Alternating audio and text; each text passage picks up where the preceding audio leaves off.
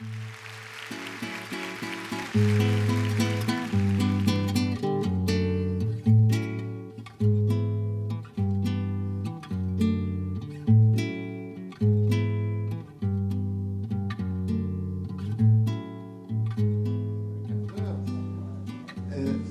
s'est dit beaucoup de choses tout à fait passionnantes et beaucoup de choses qui vont dans le sens, quand on parle de la responsabilité, on parle de la responsabilité du candidat, mais il y a la responsabilité des formateurs aussi.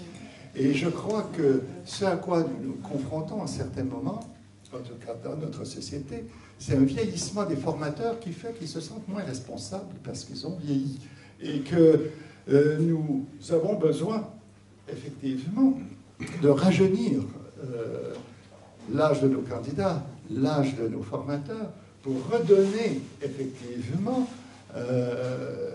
cet enthousiasme, Bernard, dont tu témoignes de différentes façons, en explorant tout le champ de la culture. Mais moi, en t'écoutant, je me souvenais que Freud, en parlant des futurs analystes, il parlait de l'université idéale qui devrait réunir toutes ces disciplines et auquel le futur psychanalyste devrait avoir une idée pour pouvoir effectivement être ouvert. Il demandait à ce qu'on s'identifie à lui. Absolument. Et à cette transposition dont tu parles. En ce qui me concerne, je t'écoute. Je pensais à le livre que, grâce à Anna, nous avons publié sur l'art préhistorique. C'est une de ces transpositions de la psychanalyse dans un domaine extérieur à la psychanalyse. Nous travaillons depuis une trentaine d'années avec des préhistoriens et des anthropologues, régulièrement chaque mois. Nous avons publié déjà un troisième livre, ce livre dont je fais la publicité parce que, grâce à Anna, c'est à la fois un livre scientifique et un livre d'art.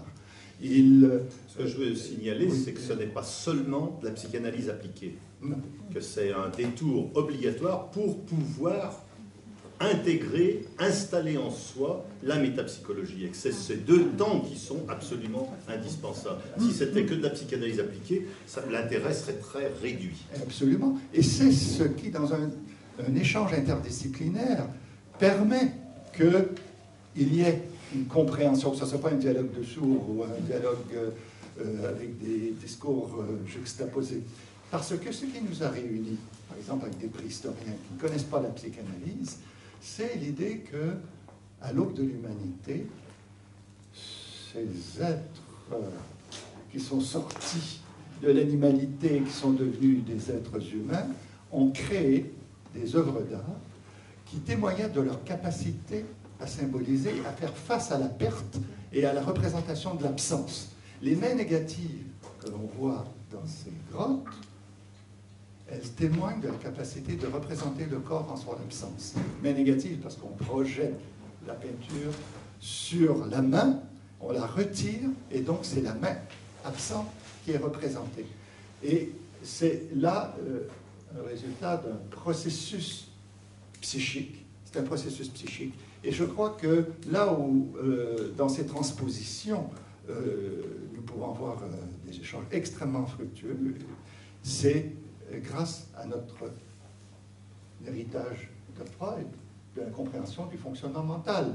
Que ce soit Freud, ensuite Winnicott, Bion, il ne s'agit pas de les opposer. On se rejoint dans un effort pour comprendre le fonctionnement mental. Et quand on voit bien qu'il ne s'agit pas d'aller vérifier la psychanalyse.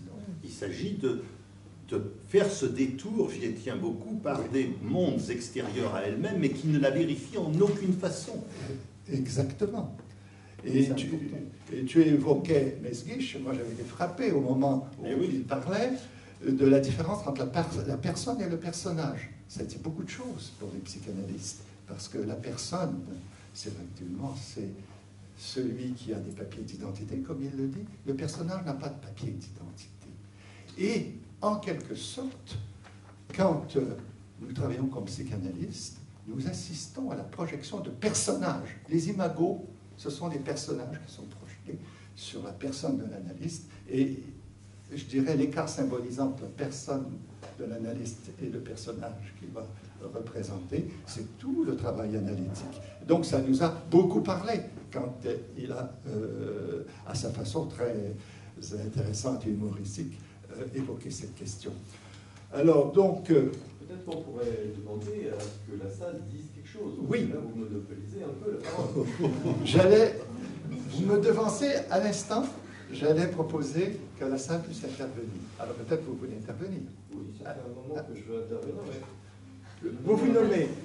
Un peu polémique, parce que je trouve qu'il y a quand même des choses qu'il faut dire. Vous vous présentez. Laurent Levaguerès, pour ceux qui ne me connaissent pas. J'ai pas entendu. Laurent Levaguerès, pour ceux qui ne me connaissent pas. Le site DIP. J'ai été absolument stupéfait de la manière dont vous avez présenté les choses. Parce qu'on dirait que la SPP vit dans un bocal, que le mouvement lacanien n'a pas existé, que les questions et les bouleversements qui ont eu lieu, que signalait gentiment de manière annexe Patrick Guillaumard, n'ont pas existé, que l'analyse didactique a toujours été quelque chose qui était une analyse thérapeutique, enfin des contre-vérités absolues. Il me semble qu'il y a une question qui n'est pas du tout soulevée dans votre propos, puisqu'on parle de la question de la formation. La question qui me paraît la plus essentielle, c'est pourquoi, au fond, l'émergence du mouvement lacanien a eu un tel retentissement chez les jeunes de l'époque, dirons 68-70. Probablement, non pas tellement par le discours théorique de Lacan, mais parce que d'une certaine manière, quelque chose a répondu dans ce discours à une demande qui émanait de la société civile. Aujourd'hui, il me semble que les sociétés psychanalytiques qui parlent de formation sont comme des locomotives lancées sur leur lancée et qui, d'une certaine manière, voudraient que le monde soit ce qu'ils désirent qu'il soit. Les jeunes analystes, ou en tout cas les jeunes qui viennent pour se former, il me semble que Bernard Chervet le soulignait,